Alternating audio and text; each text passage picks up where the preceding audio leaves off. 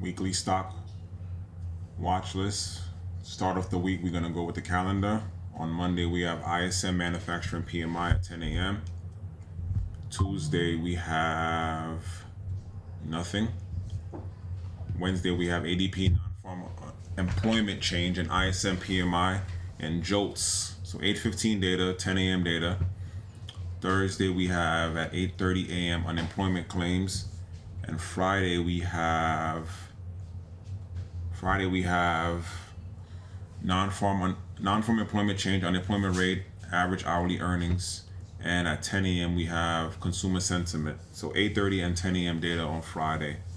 So start off the watch list. I'm gonna start off with Apple. We got a big sell-off on Apple. I'm fine with that. Next on my list, well, for the people that love to play downside on Apple, Apple is a very tricky downside stock. And as of right now, we're stuck back into a wedge. Next, I have AMD. Reason why I like AMD is when the market sold off, AMD held strong.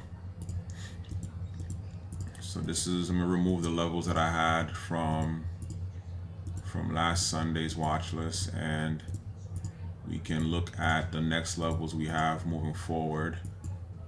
So let's see. Yeah, these are the next levels I have on AMD.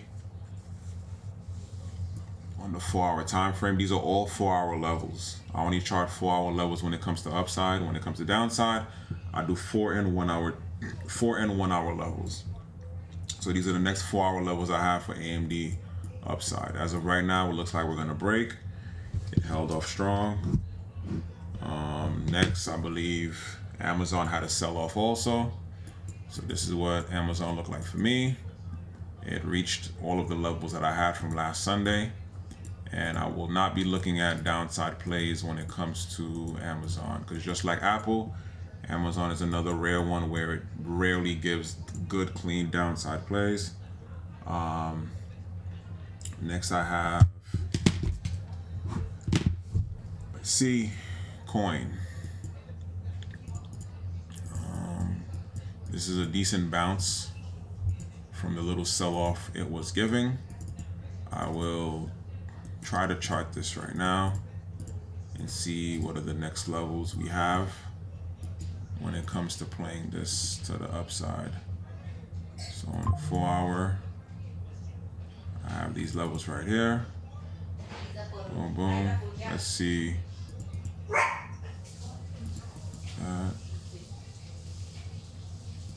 This. Let's see. 257.99. 257.95. So if you look at coin, look like we're coming out of a downtrend and we're breaking out. And we have a little after hour gap right here, and it's going to be a daily gap also if it doesn't come down and come back up. But these are the next levels that I have for coin. I'll keep this as a side watch. Don't play it too often to say it'll be my main watch, but I'll definitely keep an eye on coin. So as of right now, AMD and coin upside. Google, definitely nothing on Google. I will mark this high out, just in case it does find a way to recover back up here tomorrow morning. But as you can see, all-time high is right here, and this level, if I have this level marked out, it's probably a level from pre-market. So for me, all-time high is the level we created at opening bell. I don't like to mark all-time high for like a pre-market or after-hour level, which this is what this is. So this for me will be the all-time high. This will be another level that I'm watching for exit after we break this all-time high. Just got to see how we do it. Next on the list, Meta. Meta sold off. I don't believe Meta's weak yet. Let's see the daily. Yeah, I don't believe Meta's weak yet. Meta hasn't given a clean play in a long time too. So I won't be looking at downside on Meta. MU still making moves. So I will mark this high on MU, but this doesn't necessarily mean I'm gonna play this high. Just like how we had an all-time high right here, and we just kept faking coming down, all-time right here, faking coming down. But on Friday, I played this pre-market level into the all-time high instead of waiting for the all-time high for an entry. So this was an entry for me. Let me see, did we have any other days? Nope. So this was an entry for me right here, and exit past this for over 80% play. So playing all-time highs into levels that aren't there is very tricky. So I'd rather us create levels before we actually break into an all-time high to play a play. And as you know, MU spread is kind of crazy. So it's not an opening drive. Let me see. Next we have NVIDIA. Nothing on NVIDIA. Oracle has a daily gap, I remember. Oracle has a daily gap. If you look on the daily, we have a gap from right here to right here.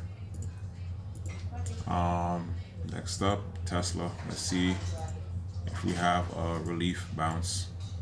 Tesla definitely sold off due to the number cells. They definitely have earnings coming up also on the 28th of this month. See what happens. So, see.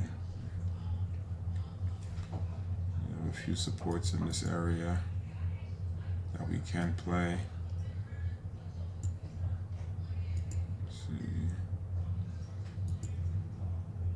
This area is kind of tricky when it comes to the supports and the next levels down. So the supports I'm marking out kind of lining up with each other. With that, so. Okay. This definitely has some decent room down on the 4-hour time frame. You just have to see how we approach. This was a big sell-off. As you can see, this was an overextended sell-off. And as you can see, we're trying to, like right here in this area, reclaim the 9 EMA for another bounce lower. So we can reject up here and come down for another bear flag when it comes to Tesla. So for this week, I'll definitely be watching AMD strength, coin strength, MU strength, and Tesla strength. Coin will probably be a side watch, but all the others probably be a main watch for the week. Let me see. We're gonna go to AMD first. AMD didn't break yet. Coin. See, coin broke. I'm okay with that. I'll just play these next levels. MU strength, and Tesla weakness. That's it.